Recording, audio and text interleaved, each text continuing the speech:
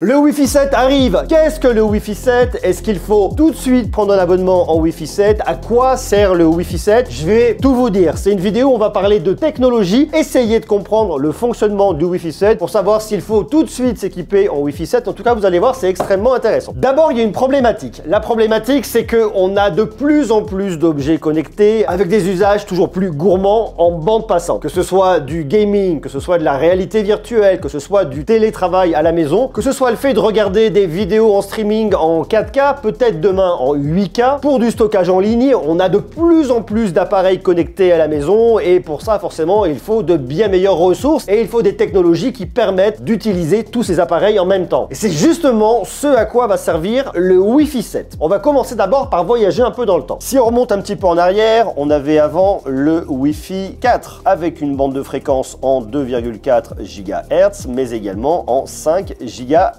Ça, c'était il y a quand même très longtemps. Est arrivé ensuite le Wi-Fi 5 avec toujours une bande de fréquence en 2,4 GHz, toujours en 5 GHz, sauf qu'ici, la bande de fréquence en 5 GHz a évolué. Ensuite, on a vu arriver en 2019 le Wi-Fi 6. Le Wi-Fi 6 qui est arrivé parce qu'on avait de plus en plus d'appareils qui se connectaient et il permet de connecter de plus en plus d'appareils plus facilement. Le Wi-Fi 6 exploite toujours les bandes de 2,4 GHz, mais également de 5 GHz. Est arrivé ensuite le Wi-Fi 6E en 2021 avec des bandes de fréquence cette fois-ci de 2,4 GHz, de 5 GHz, mais également de 6 GHz. Et vient d'arriver il n'y a pas très longtemps le Wi-Fi 7 dont on parle justement aujourd'hui, qui exploite également la bande de fréquence de 2,4 GHz, de 5 GHz, mais également de 6 GHz. Sauf que le Wi-Fi 7 a plein de nouvelles technologies qui n'existaient pas avant en Wi-Fi 6, Wi-Fi 6E et encore moins en Wi-Fi 5. Je vais donc tout vous dire. Et on commence par prendre une nouvelle feuille. Vous allez voir, c'est extrêmement intéressant. Il y a beaucoup de différences entre le Wi-Fi 6E et le Wi-Fi 6, à commencer par les canaux qu'on retrouve au niveau de la bande de fréquence en 6 GHz. Sur le Wi-Fi 6E, on a les canaux en 6 GHz, on retrouve les canaux 20 MHz, 40 MHz, 80 MHz et 160 MHz. Tandis que sur le Wi-Fi 7, on va plus loin, on a toujours le 20 MHz, le 40 MHz, le 80 MHz, le 160 MHz, mais cette fois-ci, on a également le 320 MHz et ça, c'est intéressant. Pourquoi? Parce que si on compare à une autoroute où vous auriez des voitures sur plusieurs fils, et bien avec le 320 MHz, on va rajouter des voies. Donc on va quelque part fluidifier le trafic. En 320 MHz, vous avez beaucoup plus de voies, donc vous avez plus d'informations qui va pouvoir circuler par rapport aux autres canaux. Ça veut dire une information qui transitera plus facilement et ça c'est une des grosses nouveautés du Wi-Fi 7. Avec le canal 320 MHz sur la bande 6 GHz, et bien je vais doubler la bande passante. Et ça c'est vraiment bien. Ça permet donc d'avoir plus de transmissions en simultané et d'avoir des vitesses plus rapides. Mais ça ne s'arrête pas là, parce qu'il y a aussi d'autres technologies qui ont fait leur apparition au Wi-Fi 7 et qui sont spécifiques au Wi-Fi 7. Et j'ai une très bonne nouvelle, le Wi-Fi 7 est disponible chez Bouygues Telecom, puisqu'ils ont lancé leur nouvelle B-Box Wi-Fi 7, mais également les répéteurs Wi-Fi 7. Et ils proposent l'offre ultime Wi-Fi 7 pour seulement 2 € de plus par mois. Avec l'offre ultime Wi-Fi 7 de Bouygues Telecom, profitez de la nouvelle expérience en Wi-Fi 7. Bien évidemment, le Wi-Fi est garanti chez Bouygues Telecom. En plus de ça, il y a le décodeur 4K HDR inclus avec plus de 180 chaînes, mais également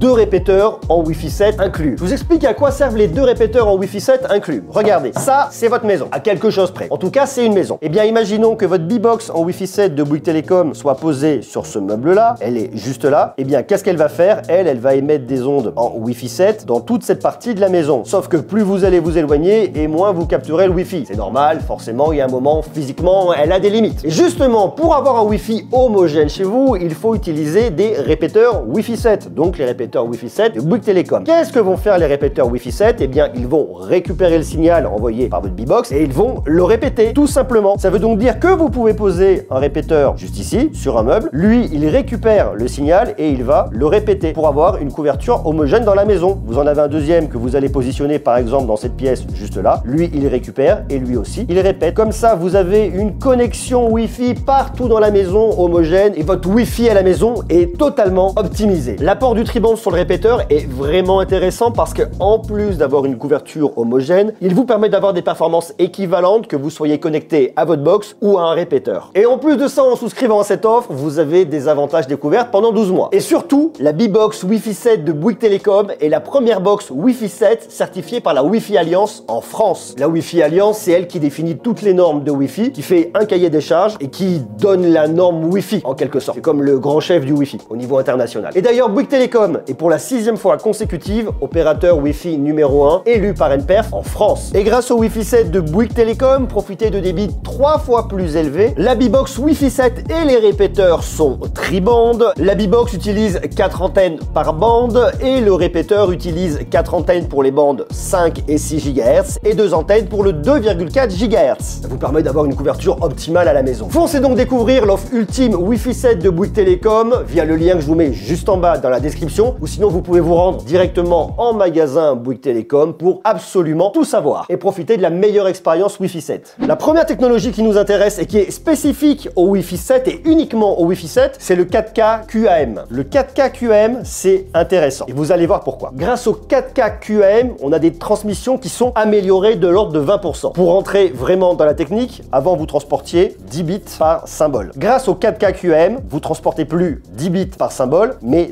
12 bits par symbole. Ça fait quand même la différence. Ça veut donc dire que pour regarder des vidéos en 4K ou en 8K, ça sera bien meilleur. Avec des transmissions, je vous l'ai dit, qui sont améliorées de l'ordre de 20%. Et ça, c'est quand même pas rien. Mais il y a également une autre technologie qui a fait son apparition avec le Wi-Fi 7, c'est le MRU. Le MRU, ça veut dire multi-RU. Ça, c'est aussi une technologie très importante. Les RU, ce sont des unités de ressources. Regardez la différence. Ce que vous aviez en Wi-Fi 6 par rapport à ce qu'on retrouve en Wi-Fi 7. En Wi-Fi 6, lorsque vous aviez un utilisateur 1 qui utilisait une unité de ressources, l'unité de ressource 2 n'était pas utilisée et l'unité de ressource 3 était utilisée par l'utilisateur 2. Donc ça veut dire qu'ici, on avait une unité de ressources, la numéro 2, qui ne servait à rien. Avec le Wi-Fi 7, on améliore l'allocation des RU pour éviter d'avoir des trous. Ça veut donc dire que l'utilisateur 1 qui utilise l'unité de ressource 1 utilisera également l'unité de ressource 2 qui, jusqu'à présent, ne servait à rien. Donc pour l'utilisateur 1, il y aura une bien meilleure efficacité des transmissions. L'utilisateur 2, par contre, lui, utilisera toujours l'unité de ressource 3. Donc on voit ici une des grosses différences entre le Wi-Fi 6 et le Wi-Fi 7. C'est cette meilleure gestion des unités de ressources, puisque grâce au Wi-Fi 7, il y a une utilisation des unités de ressources plus optimale. Et une fois de plus, ça permet donc une meilleure efficacité des transmissions. Mais ça ne s'arrête pas là, parce qu'il y a aussi d'autres technologies. On retrouve le MLO. Et le MLO, c'est aussi un des très gros points forts du Wi-Fi 7. Et le MLO, c'est la révolution du Wi-Fi 7, c'est la technologie principale du Wi-Fi 7. Le MLO, ça veut dire Multi-Link Operation. Comme ça, vous savez tout. Avant, lorsqu'on était sur du Wi-Fi 6, vous alliez vous connecter soit au 2,4 GHz, donc là, vous avez toute votre bande de fréquence en 2,4 GHz, soit vous vous connectiez au 5 GHz, et là, vous utilisiez toute la bande de fréquence du 5 GHz, soit vous vous connectiez en 6 GHz. Donc, avec le Wi-Fi 6, c'était soit le 2,4, soit le 5, soit le 6. Et c'est là où le Wi-Fi 7 devient vraiment génial, parce qu'avec le Wi-Fi 7, vous n'allez pas vous connecter uniquement à une bande de fréquence, vous allez pouvoir vous connecter à plusieurs bandes de fréquences en même temps. En fait, avec le MLO, la connexion est maintenant réalisée sur l'ensemble des bandes de fréquences et c'est votre terminal Wi-Fi 7 qui choisira les bandes qu'il va utiliser. Soit en agrégant le 2,4 GHz avec le 5 GHz, soit le 2,4 et le 6 GHz. Comme ça, vous aurez un gain de débit, soit en utilisant la meilleure pour une meilleure fiabilité de transmission. Et dans les deux cas, vous serez gagnant en latence. Autrement dit, avec le MLO, il y a un lien logique de connexion qui est composé de plusieurs liens physiques qui sont les bandes de fréquences. Et ce qu'il faut savoir également, c'est qu'avec le MLO et donc le Wi-Fi 7, la connexion requiert du WPA sur chaque bande de fréquence. Ça permet donc d'avoir une agrégation multilien qui vous permettra d'avoir des débits plus élevés, une latence plus faible et surtout du Wi-Fi beaucoup plus fiable. Et là, regardez, il y a aussi un chiffre qui est extrêmement intéressant. Ce chiffre, c'est 18 gigabits par seconde. Pourquoi c'est intéressant? Eh bien parce que c'est le débit maximal théorique global qu'on aura avec la box en Wi-Fi 7 de Bouygues Telecom. Alors bien évidemment, c'est un débit global, donc à partager entre tous vos appareils. Et ça reste malgré tout très théorique. Mais regardez, c'est intéressant. Pourquoi? Parce qu'en 6 GHz, on pourrait aller jusqu'à 11,56 gigabits par seconde. Ça reste une fois de plus un débit maximal théorique global. En 5 GHz, on est en 5,7 gigabits par seconde et en 2,4 GHz à 1,38 gigabits par seconde. Une fois de plus, ça reste théorique, c'est à partager entre tous vos appareils à la maison. Il faut savoir que si on avait un équipement MLO triband avec 2 antennes, ce qui n'est pas tout de suite disponible, on pourrait avoir 7 gigabits par seconde de débit utile.